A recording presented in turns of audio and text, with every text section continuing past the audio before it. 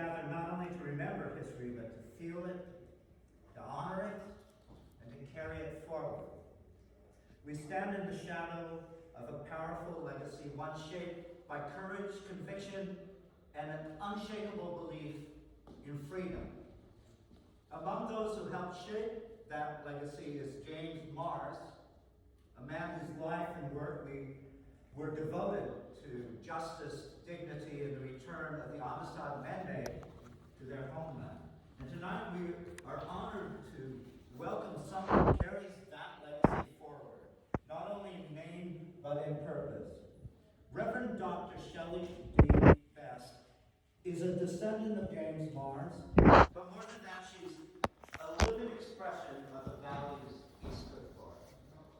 A Yale Divinity School trained minister, a visual artist, and a social innovator, Dr. Best is the founder of Creative Disruptor and the CEO of Tubman Walker, where she builds creative ecosystems that empower leaders, artists, and communities to thrive. Through her leadership, she has raised over $25 million to support artists and change makers while developing groundbreaking models like the 224 Ecospace, a living laboratory for innovation, creativity, and community transformation. She is also the author of Creative Disruption, How Artists and Innovators Build, Influence, Drive Change, and Shape the Future, a work that reframes creativity as a powerful force for leadership and systemic change. For more than 2 decades, Dr. Best has led in the intersection of faith, narrative, and innovation, helping individuals and institutions reimagine the stories they carry, the futures they are building, and the impact they are called to create. But tonight, her presence carries something even deeper. Tonight she stands before us as a bridge between past and present, between courage of those who fought for freedom and the responsibility we hold to continue that work in our own time. Her voice reminds us that legacy is not something we inherit passively. It is something we choose to live. Please join me in welcoming Reverend Dr. Shelley D. Best.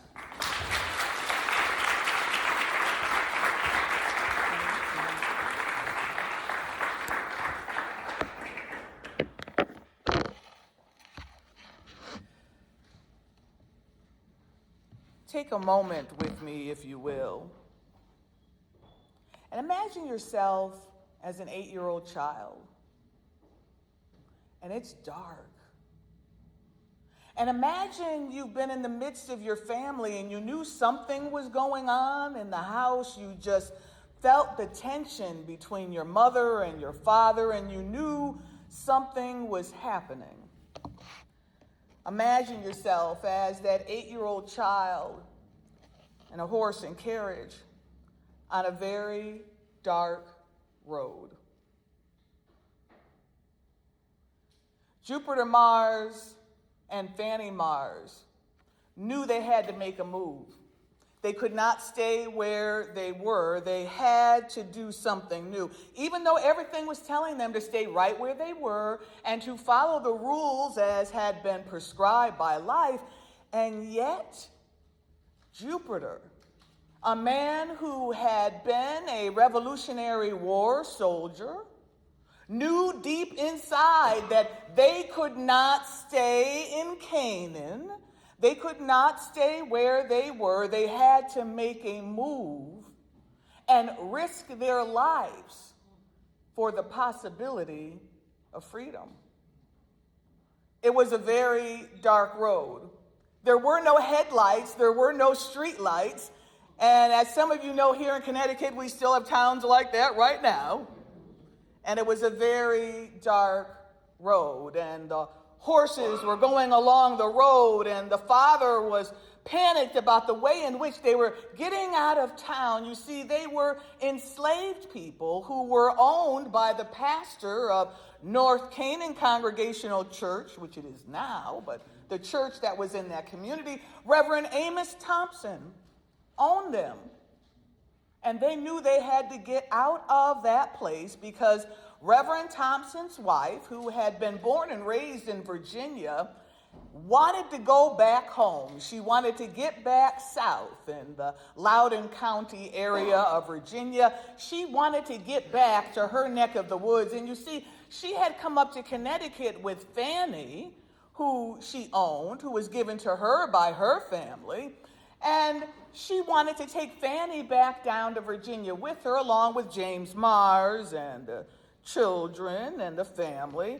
And yet, Jupiter Mars knew we cannot go south. It's bad enough to be owned in Connecticut, but to go south is to experience a different form of slavery. You see, Fanny knew what it was to live there. She had lived with the mistress some years before, and she remembers seeing her mother beaten until blood came from her back and dripped on the floor. She remembered what it was like to live with the mother of the house, the lady of the house, and she knew she did not want to go back there. Imagine with me the darkness of that road, the panic that they felt as they ran for their lives.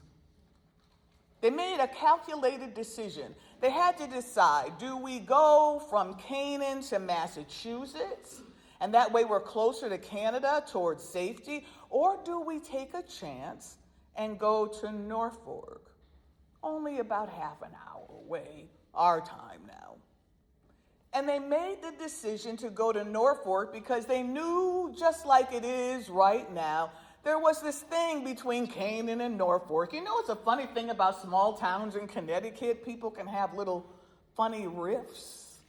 And there's always been a thing between Canaan and Norfolk. How do I know? I grew up in Norfolk, Connecticut, the icebox of Connecticut, the northwest corner of Connecticut. I grew up out in those woods, and so I know the darkness of those roads. And so Jupiter Mars had that horse and cart that he borrowed from the minister. And the reason they made the decision to leave that night was because they knew that the minister was going to move them the next day because they saw the signs. You see, there's something about the black experience, something that I'll just sort of share in our dual consciousness. To be black and survive in America is to always study white people. White people don't really know this. I'm going to tell you a secret. See, black people, in order to survive, we have to watch y'all. We watch the facial expressions. We listen to the whispers. We notice subtle changes in the household. We notice whether or not the mood is changing. We know whether or not it's safer to come around right now. We have to study white people.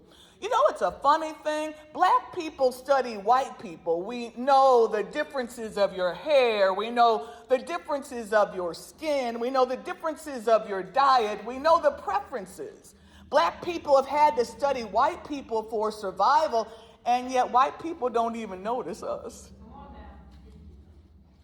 And so Jupiter and Fanny Mars knew something was about to jump off, and so they decided to get out of town and to get to Norfolk to try to escape towards this thing called freedom.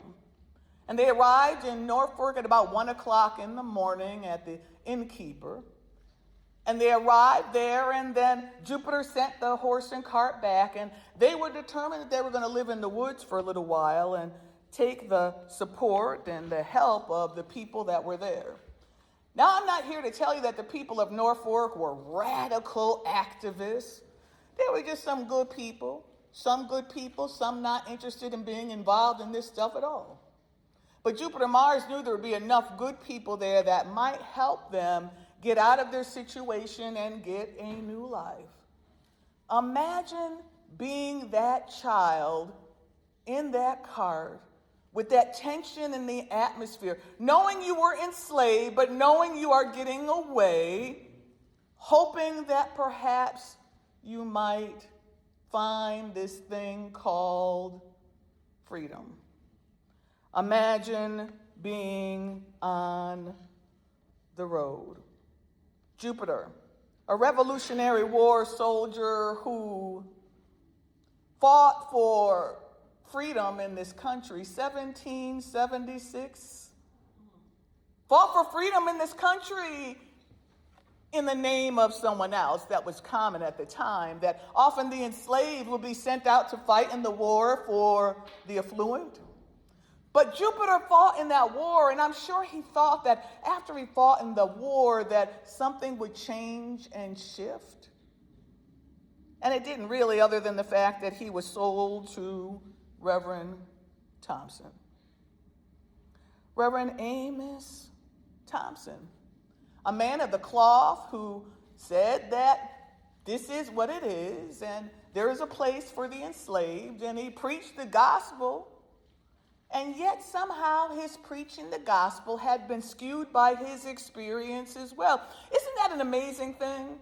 We had that whole big thick thing called the Bible that says all kinds of things, especially about loving your neighbor as you love yourself. And yet there are those that can preach a gospel that will convince you some people should be treated another way.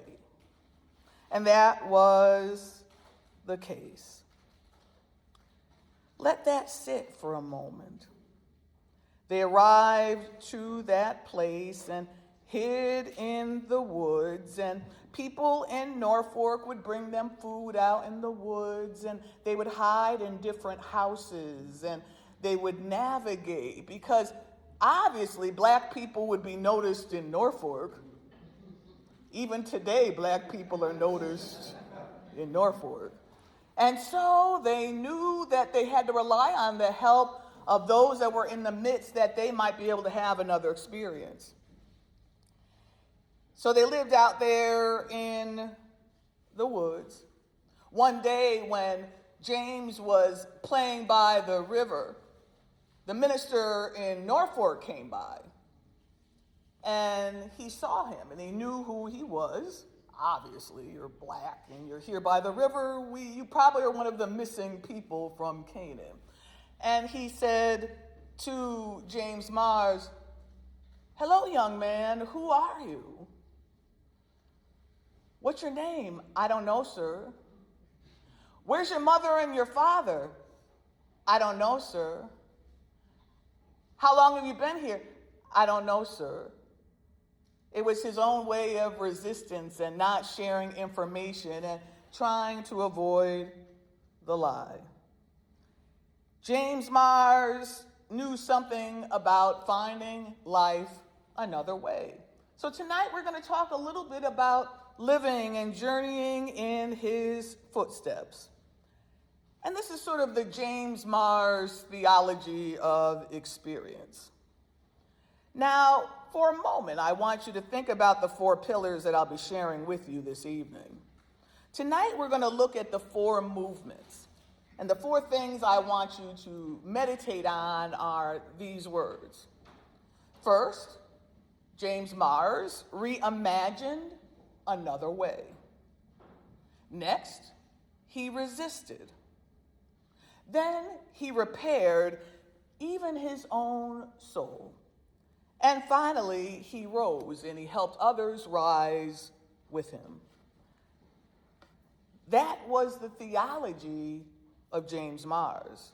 And that is the strategy of freedom. That is the work that is before us even now.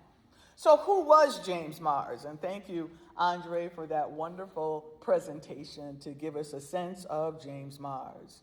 He was born March 3rd, 1790. He was born enslaved in Canaan, Connecticut, born in the parsonage as a slave in Canaan, Connecticut. Let that sink in. Enslaved, living in the parsonage with the pastor and the people. Enslaved, hearing the gospel preached, and yet knowing that what's being preached does not exactly match your understanding of the Almighty. Hearing the preacher, but not believing what the preacher says, tolerating it, but not taking it all in, and yet still holding on to a profound faith.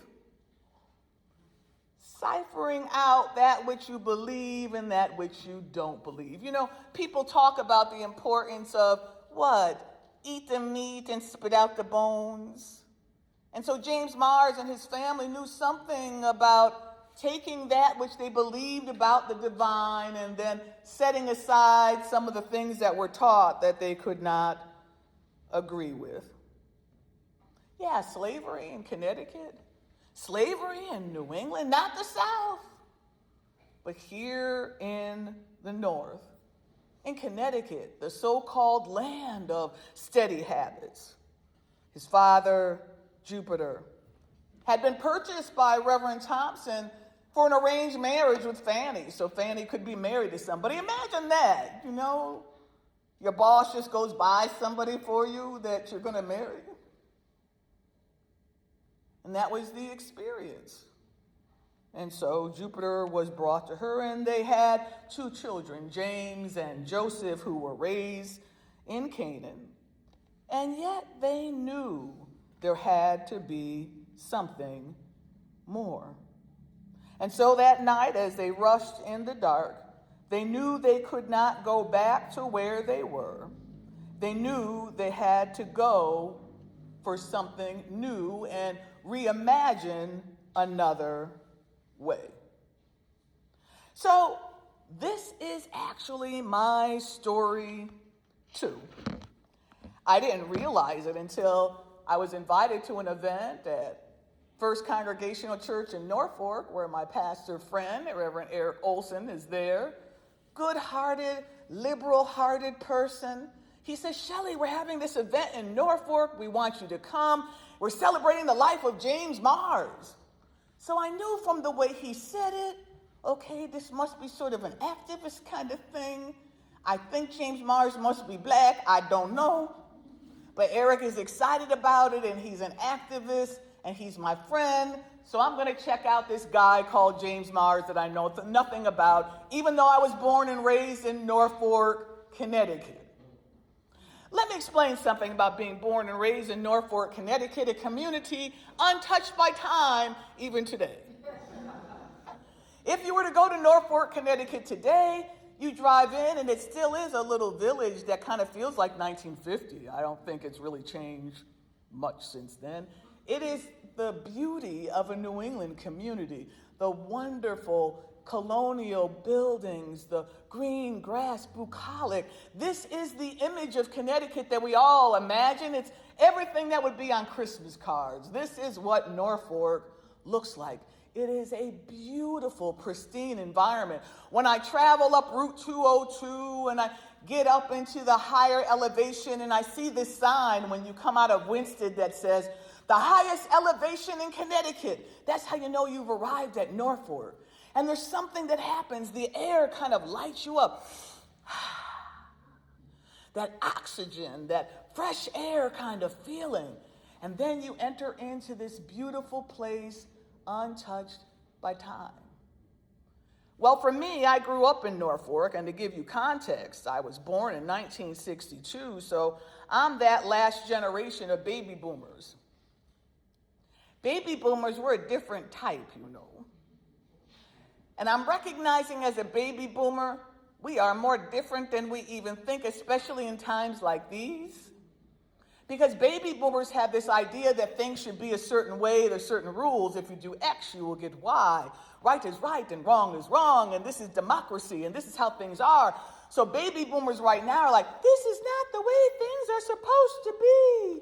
Because baby boomers think that if you follow the rules, you'll get certain outcomes. And so I'm a baby boomer. I represent the generation of black people that remember what it was to be called out of your name when you walk down the street. I'm a baby boomer that was raised in Norfolk, Connecticut, and we were the only black family in the town at that time. I was born in 1962, and so imagine what was going on in the nation in 1962. So here I am, the only black child in the school. We'd walk up the street, and it was not uncommon for people to yell out of their cars, hey! N-word, or the cruelty of a people. Yes, I'm living in this lovely community, and yet I'm not invited to some of the birthday parties. Yeah, everybody's excited in the classroom. All the invitations went out.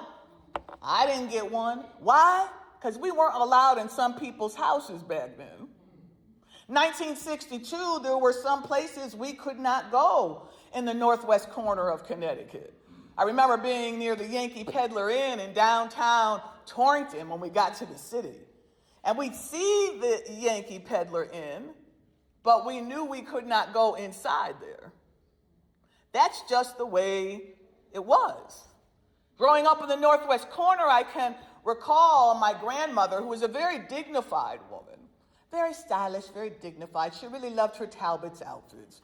So Grandma wanted us to shop in only the best places, so she would take us to this store in downtown Torrington. I believe it was called Howard's. Now, I was a chubette. That's what they called us back then. If you were a little rounder, they called you a chubette. Does anybody remember being a chubette? Am I the only one? Okay, there were some other chubettes here. Thank you. I was a chubette. And so Grandma would take me to Howard's, and we would look at the beautiful clothes, but we weren't allowed to try them on. So Grandma had a technique where she'd lay the dress on my back, and then perhaps that dress would indeed fit you, because you're not allowed to try on the clothes without buying them. I was born in 1962, and this was my reality. Well, often as a child, I wondered, why are we here? Why are we living here? Like, Mom and Dad, it stinks to live here. I'm laughed at. The other kids don't want to play with me. I'm not invited to the parties. And I know I'm unloading some of my trauma, but I'll share this. Valentine's Day. Some of you remember this, baby boomers.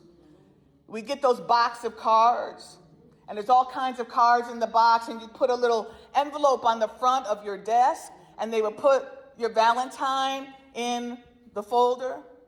And inevitably, I would end up with a collection of those skunks. They had this one Valentine that would be in the box that was Pepe Le Pew. It was like the stinky Valentine. And most of the kids in the classroom would give me that Valentine, because that's just the way it was as a black child in Norfolk at that time. So we were raised there because my father was an activist, and he believed in integration and putting your flesh on the line, that we've got to show up, we've got to live the cause, and we've got to live this thing called liberation.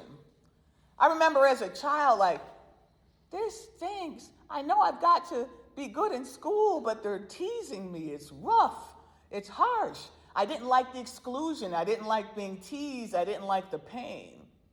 Well, time went on, and eventually we left Norfolk when my parents divorced, and I found my way to Hartford. And yet I remembered my childhood upbringing in Norfolk and loved the nature there, the mountains there, the beauty there, the animals there.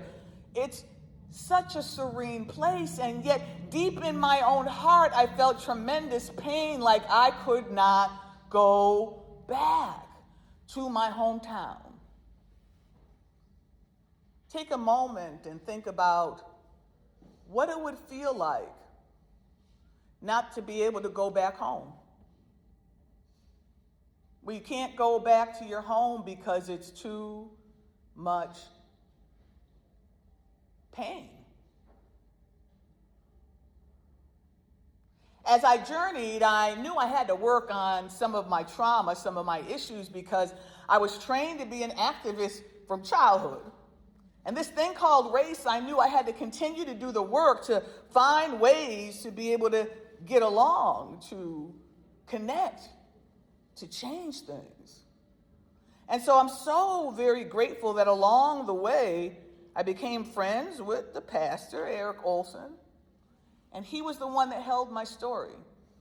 Imagine this, a black woman wounded by racial trauma, sitting in the presence of a white man who happens to be a pastor, holding space in the town that hurt her heart and soul. And I'll say one of the most powerful aspects of our relationship was that I could sit in the pastor's office and tell him of my pain. In Norfolk, Eric Olson's the pastor of the town because it's a small town. He's everybody's pastor. And so he held my story. He held my pain. And it opened the door for me to get my healing. Where through our conversations, I felt like I could be in Norfolk again. Where it's not the town I remembered from the 60s, but it's something else that there's new possibility. And so through that connection, we formed in ministry together and made a difference right where we were. And so when I went to that James Mars Day, not knowing what it was, when I saw the program there and the family tree, I saw names of my relatives on the family tree. Now I thought this was Eric's program. But I see the Rices, the Friedmans, the Crosleys, names that were cousins. And I realized I'm related to James Mars. And I had no idea. We lived in Norfolk. I never knew why. My father never said we're in the lineage of James Mars and we're following in his footsteps. Here we are 172 years later, we're following. My father never said that. I never knew why we were there. And yet we were trained to be activists, people that were fighting and working towards racial healing. And that was my experience of living in Norfolk and receiving my healing so I could go back home. So the 4 movements of James Mars, for him to arrive at his stellar destination, first of all, he had to reimagine who he was. The world told him he was enslaved. Reverend Thompson said that he was owned, he was property. Others said that he was less than. Some didn't even believe black people were fully human. But because of his family upbringing, he knew that the minister might have said he was nobody, but he knew he was somebody. The minister might have said, "We own you," but because of his family upbringing, they believed they owned themselves. They played the game, but they owned themselves. He reimagined another identity than the identity he was being fed by the people that owned him. Next, James Mars knew that as he journeyed through this life, imagining another way, he had to dive deep and start to take a look at who he was as a human so he could be well. He knew that he belonged to himself. And so the question that we first need to consider for ourselves is, have you reimagined who you actually are? Because the world has told you some things about your blackness and your whiteness. And now that we live in America now, we know that some of the things we've been taught are not really true. We know that, right? It's not really true. Some of the things you've been told about your whiteness isn't true. Some of the things we heard about blackness was not true. But we were told it just so colonization could work. You got to have white supremacy in order to have colonization working. And so white people have to believe certain things. We are better than you. You are animals that would be in the trees eating monkeys if it wasn't for us. You need us to be in charge of you because you can't think for yourselves. White people have been taught that. And then black people have to start believing something else too. You're nothing. You'll never be something. You'll never have anything. You aren't intelligent. You really can't be in charge of anything. We have to reimagine another way. And it begins with reimagining who we are even now. And one of the things we need to think about in light even of this week with the voting laws changing, we have to kind of take a look at how we allow certain things to go on. How do we allow it? Is it because we're believing a lie? So James Mars knew that he reimagined another way. And once you reimagine the possibility of freedom, you can start to work towards freedom. You can start to live into freedom. One of my favorite movies is The Shawshank Redemption. They had this idea of freedom even though they were incarcerated. And that too is the Black experience. You see us one way, we operate one way in society, but there is another consciousness that we live with where you know us, but you never really know us. Does somebody know what I'm talking about? I know I'm in a mixed audience, but I thought I could make myself at home. Next, with James Mars, not only did he reimagine, he decided to resist. And his resistance wasn't about bold in your face resistance, it was strategy. He knew how to navigate, how to get around. And even though there were certain rules that Black people were supposed to follow, he was going to resist. I'll act like I'm following, but I'm not really following. I'll act like I'm in compliance, but I'm resisting. And don't you know that's part of our story today? We know how to survive and resist at the same time. You think you're in charge of us, but you really aren't. We're only pretending. You think we're stupid. It's only because we don't let you know what we know. Things that make you go, And so James Mars resisted. He did not just fall in to the patterns that were presented to him. Next, as he journeyed in his life, he knew he had to do the work to repair what had been done to him. Many of us know what it is to survive trauma, to survive abuse. But part of the work we have to do inside is heal the pain so the wound does not rule your decisions.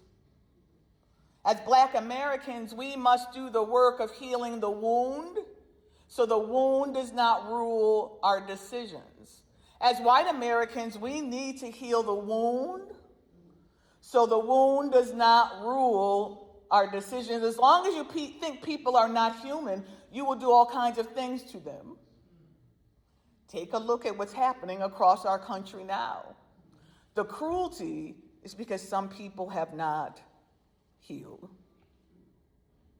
And so he knew that he had to reimagine. He knew that he had to resist.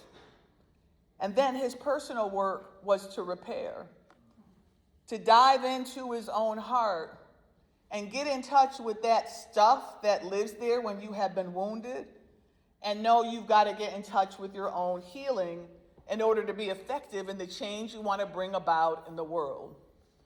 I'm so grateful to have partners in healing, that there was a pastor that could hear my pain, and that I could talk about the tough things and get in touch with those wounds so I could move forward with the work and the purpose of my life. We need each other. We need the tough conversations, and we need to reach that place of truth. As evidence of the repair is that James Mars, when he knew the Munger daughter was sick and she asked for him, he went to her aid and journeyed with her through her death. And then a year later, when the father was dying, he too asked for James to be there with him, and he went to him, stayed by his bedside as he journeyed to death. As he says in his book, he closed the father's eyes just like he closed the daughter's eyes. Now take a moment and think about, what did it take for James Mars to heal that stuff inside, to go out of his way to care for people that had enslaved him and journey with them through death, that only comes if you've done your own soul work to repair and to heal and to move forward with your life. And finally, when we think about the life of James Mars, not only did he reimagine, not only did he resist, not only did he repair, but he rose. And as he rose, he knew that his rising was connected to the rising of others. He advocated for a woman named Nancy, who was a part of Connecticut Street Church, Faith Congregational Church now. He advocated for her in the Supreme Court for her freedom. James Mars, while there at Connecticut Street Church, he advocated for the Africans from Sierra Leone who came on La Amistad. Funny that the ship was called La Amistad, which means friendship. James Mars helped to raise funds so they could be represented and ultimately sent back home to Sierra Leone. James Mars rose so he could bring other people with him. And so when we think about the life, the legacy, and the lessons of James Mars, we look at his movement and his evolution as a man, as a person, as an activist, as a person of purpose who got his healing and who helped others seek liberation and freedom for themselves. So the question for us to look at in this time and in this space is, what about us?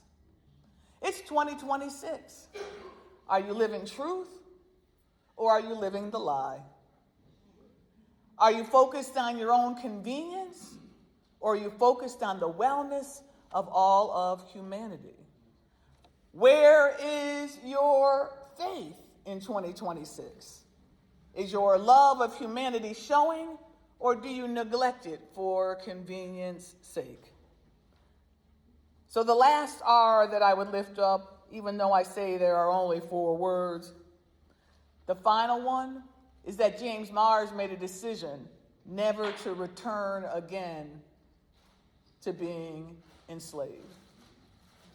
And so for those of us who are in the midst, we too must make that decision that no matter what comes our way, no matter what laws change, no matter what you decide you want to call me today, because look, I was born a Negro, I was colored, I am black, I'm African American, I'm a person of color. No matter what you call me, I'm still me, and no matter what, I'm never going back.